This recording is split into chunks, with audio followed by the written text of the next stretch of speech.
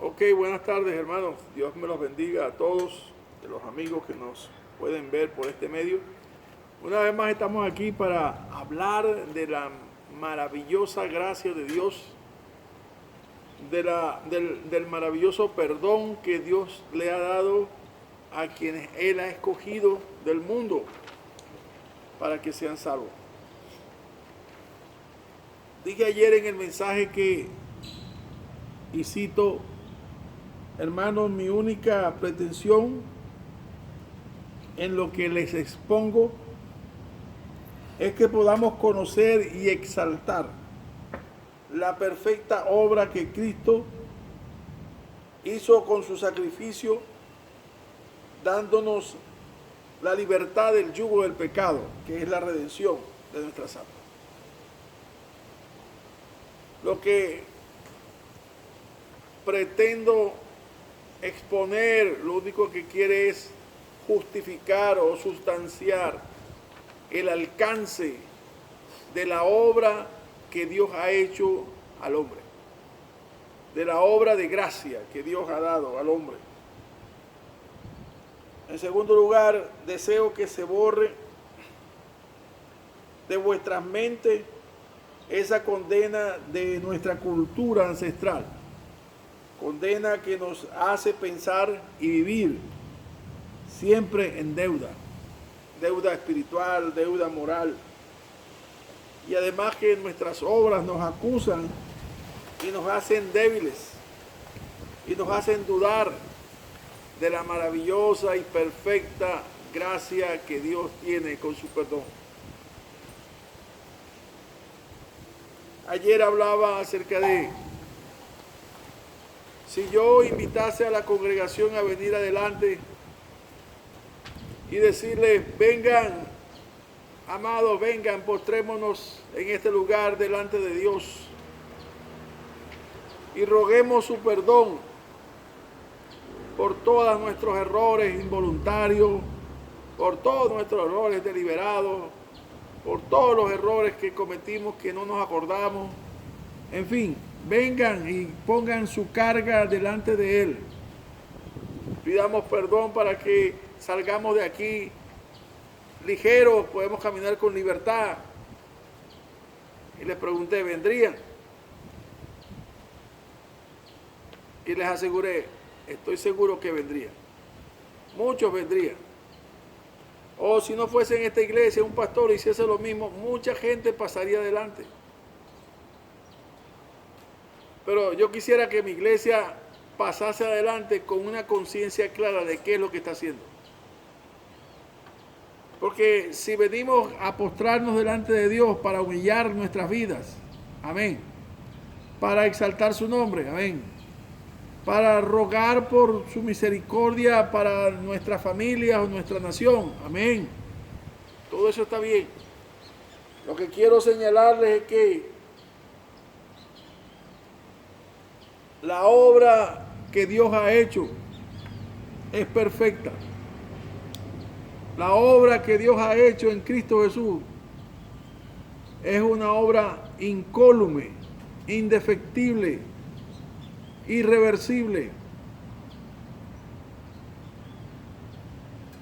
Hoy quiero compartir con ustedes en este tiempo unos pasajes que pretenden sustanciar más el contenido de ese postulado que he hecho. Si usted realmente ha recibido por la gracia de Dios el poder ver en la faz de Jesucristo la gloria de Dios, el poder declarar a Jesucristo como Señor de su vida, usted recibe el perdón de todos sus pecados, pasados, presentes y futuros. Todo. La deuda es cancelada. Vamos al grano y vamos a la materia del texto en Hebreos, capítulo 9, versículo 11 al 14. Pero estando ya presente Cristo, sumo sacerdote de los bienes venideros, por el más amplio y más perfecto tabernáculo, no hecho de manos, es decir, no de esta creación, sino por sangre de machos cabríos, ni de becerros, sino por su propia sangre, entró una vez para siempre en el lugar santísimo, habiendo obtenido eterna redención. Porque si la sangre de los toros y de los machos cabríos y las cenizas de las becerras rociadas a los inmundos santifican para la purificación de la carne, cuánto más la sangre de Cristo, el cual mediante el Espíritu Eterno se ofreció a sí mismo sin mancha a Dios, limpiará vuestras conciencias de obras muertas para que sirváis al Dios vivo. Gracias, hermana María. ¿Se dan cuenta de lo que está diciendo ahí? Vamos a desglosarlo un poco. Voy a tomar solamente unas palabras. Por ejemplo, dice del versículo 1 al versículo 10 del capítulo 9, nos da la descripción de cómo eran los sacrificios y el altar de los sacrificios, y la primera parte donde estaba los panes de la propiciación y donde estaba el candelabro.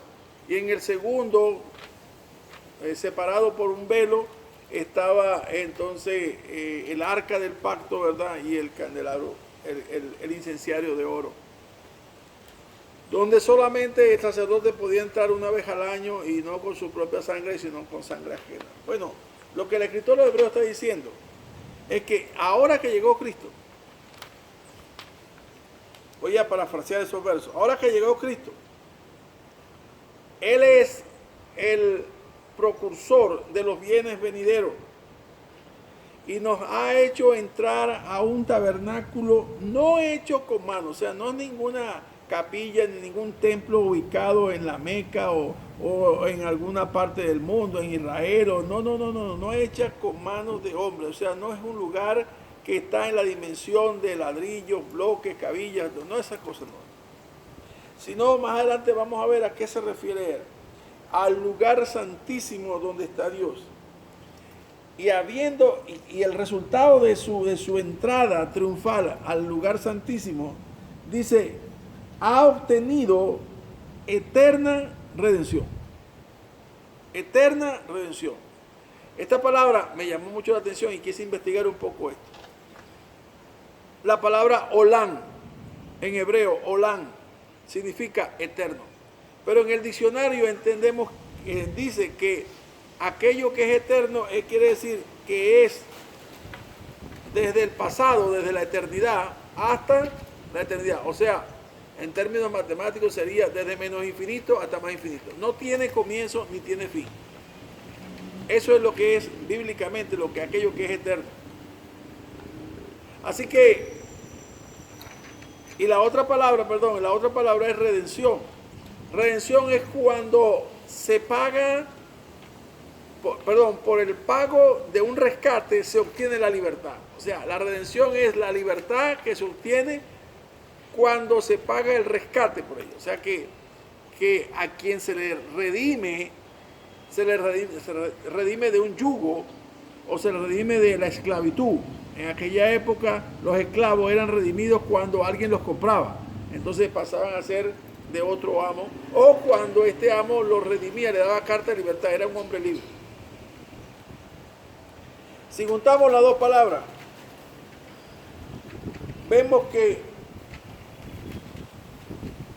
redención significa exagorá, Olán exagorá.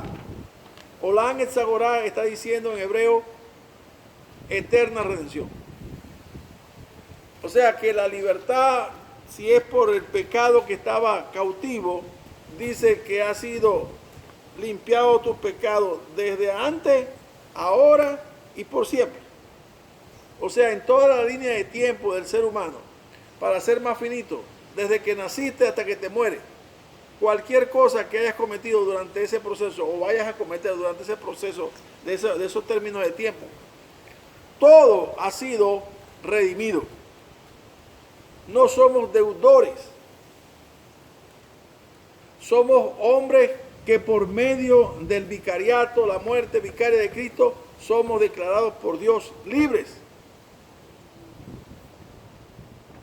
¿Sabe que a muchos les cuesta entender esa parte? Les cuesta y no es fácil entenderla. Pero yo pido a Dios entendimiento a mis hermanos. ¿Para qué? ¿Cuál es la idea? La idea es que aún los creyentes no estén todavía pensando en que tienen una deuda que todavía no han pagado. O como tengan todavía en su cerebro, en alguna parte de su cerebro, aquello como que acepto la gracia, gloria a Dios, Él me perdonó, pero hay cosas que todavía yo debo hacer para compensar aquello. Hermano, mire, en cuanto a la salvación, usted no tiene que hacer absolutamente nada, absolutamente nada. Todo eso es obra de Dios. Lo dice claramente, somos hechura suya, o sea, hechura quiere decir que Él nos formó como nuevas criaturas, somos hechura suya. Y lo que hace Dios, como ya he dicho en otras oportunidades, es perfecto y es eterno. Entonces, eso fue lo que obtuvo. En segundo lugar, Cristo quitó el pecado para siempre. O sea, entre Dios y nosotros no existe pecado.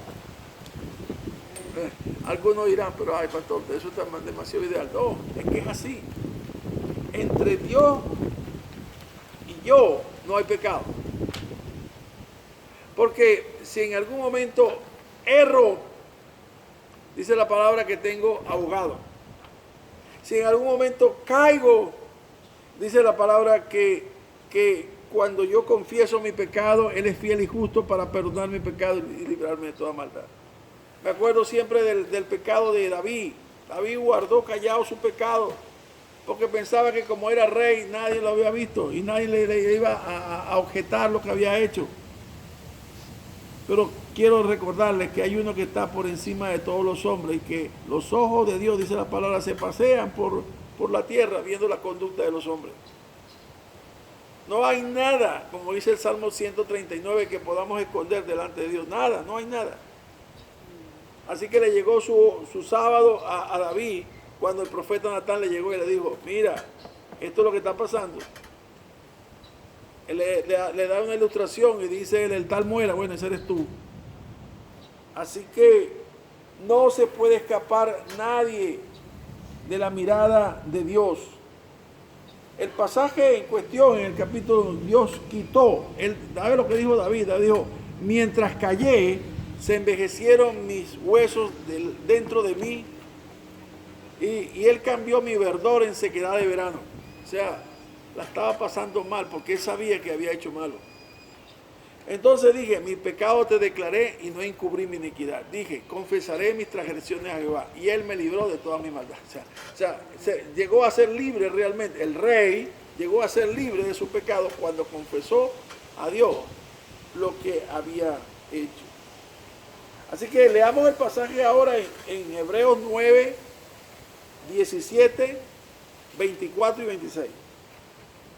Porque el testamento con la muerte se confirma, pues no es válido entre tanto que el testador vive.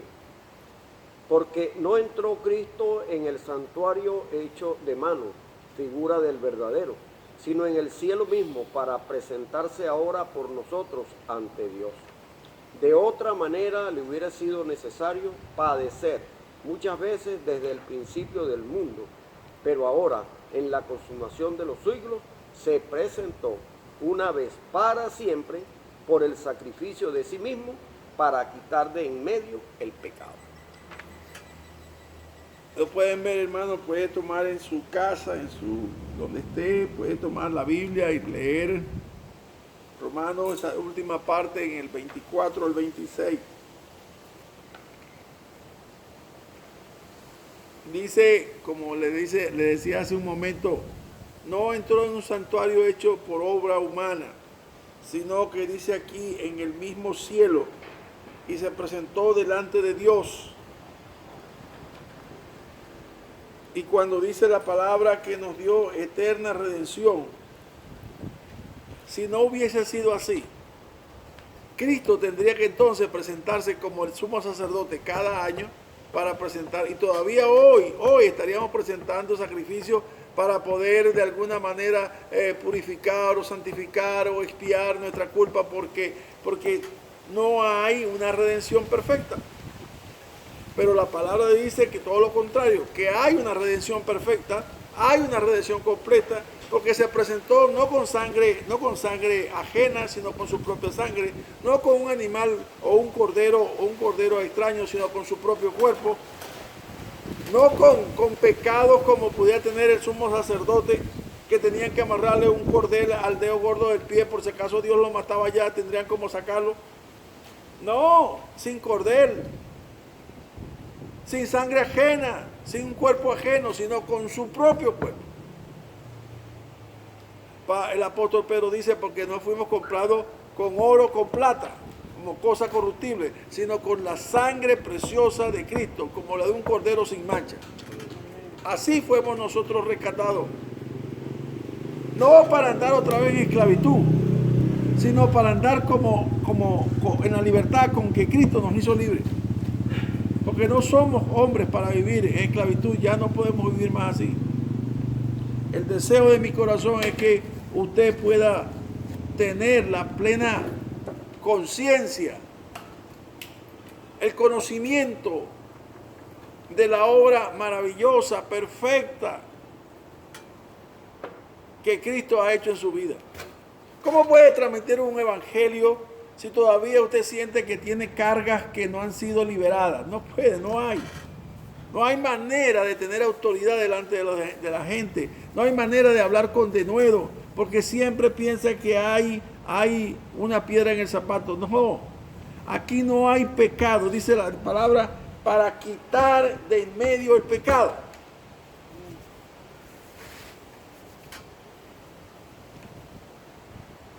Así que leo para ustedes Isaías 53:5. Mas él herido fue por nuestras rebeliones, molido por nuestros pecados. El castigo de nuestra paz fue sobre él, y por su llaga fuimos nosotros curados. Su cuerpo fue una llaga, su sangre se vertió. Él fue el cordero, el verso 4. Todos nosotros nos descarriamos como ovejas, cada uno se apartó por su propio camino, mas Jehová cargó en él el pecado de todos nosotros. Un solo sacrificio. Con todo esto, Jehová quiso quebrantarlo, sujetándolo a padecimiento. Un solo pago, una sola expiación. Cuando haya puesto su vida en expiación por el pecado, verá linaje, vivirá largos días, y la voluntad de Jehová será en su mano prosperada. La expiación es el pago. Él fue el pago. Él fue el precio de nuestro rescate. ¿Sabe qué? Quisiera con todo mi corazón que usted pudiera apropiarse de la verdad de la palabra de Dios. Porque si no hay en nuestra mente una claridad como el cenit, como el sol al mediodía, si no hay plena convicción de eso, entonces cuando le llegue la muerte o cuando llegue una situación difícil, usted dirá, bueno, espero que Dios me salve, espero que Dios tenga misericordia, porque no hay seguridad. No pueden hablar entonces como habló Pablo, por lo cual estoy seguro que ni la muerte, ni la vida, ni ángeles, ni principados, ni potestades, ni ninguna cosa creada me podrá separar del amor de Dios que es en Cristo Jesús. No hay nada que me pueda afectar esta relación que Dios ha establecido conmigo. No hay nada. Ni yo mismo puedo hacer algo. Algunos siempre quieren buscarle la caída al asunto y dice, bueno, pero ¿y si tú pecas? ¿Y si tú caes? Es que yo no estoy llamado a eso. Déjeme decirle, Dios hizo a un pueblo santo. Dice la palabra en 1 de Pedro 2:9, vosotros sois nación santa, pueblo adquirido por Dios. ¿Para qué? El propósito es para que anunciéis las virtudes de aquel que os llamó de las tinieblas a su luz admirable. No para andar en Rochela. Para eso no te llamó. No para andar coqueteando con la mujer de otro. No, para eso no te llamó. Ni para estar metido en tasca, ni para estar jugando, ni para estar condenado con el celular, ni con los PC, las computadoras. No. Te llamó con un propósito. Para que anunciéis las virtudes de aquel que os trasladó de la potestad de las tinieblas al reino de su amado Hijo. Amén. Ese es el propósito. Me encanta Pablo cuando Pablo acota allá en Romanos capítulo 6 verso 1. Dice, ¿qué pues diremos? ¿Perseveraremos en el pecado para que la gracia abunde? Se pregunta Pablo. Y él mismo se responde, en ninguna manera. Porque los que hemos muerto al pecado, ¿cómo viviremos aún? O sea, esa pregunta es como un absurdo. Ajá, pero ven acá. Y se dice que Dios te ha limpiado. ¿Cómo dice que vas a seguir sucio? No hay manera. Él te limpió. Si te dice Dios que te ha hecho libre, ¿cómo vas a seguir pensando que eres esclavo? De nadie eres esclavo. Eres siervo de justicia ahora. Nada ni nadie os haga cambiar en ninguna manera de este evangelio que yo os he predicado. Así dijo Pablo. Nadie. Si Dios le dijo a usted que usted es libre, usted es libre. Amén. Si Dios le dijo a usted que está limpio, está limpio. Amén. Si Dios dice que lo ha justificado, lo ha justificado. Pero pastor, es que yo hice, que yo carga. Bueno, confiese su pecado delante de Dios. No le dé cuerpo, no le dé una cabeza de playa al enemigo, porque si no, no se sale de ahí. Y siempre lo va a estar acusando. Y siempre lo va a hacer sentir incompetente. Porque usted está midiendo su salvación por su propia justicia. Y ahí hay un error muy grave. La salvación no es por justicia. La salvación es por gracia. Porque Dios quiso dárnosla a los pecadores. No hay otra manera. Por eso Pablo dijo, ni tampoco prestéis vuestros miembros al pecado como instrumento de iniquidad, sino que presentaos vosotros mismos a Dios como vivos entre los muertos. ¡Qué gran diferencia! Yo camino entre los sepulcros en el cementerio y en nada se parecen los que están enterrados a mí. Yo camino en medio de la multitud y en nada se parecen. Ni en el hablar, ni en el mirar, ni en el vestir, ni en nada se parecen a lo que yo soy. Yo no me parezco a nadie de ellos. Porque ellos son muertos. Y yo soy vivo. Por la gracia de Dios. Amén. Así que ruego que les quede este mensaje y que de alguna manera les ayude a crecer en la gracia y el conocimiento de nuestro Señor Jesucristo. Dios les bendiga a todos. Amén.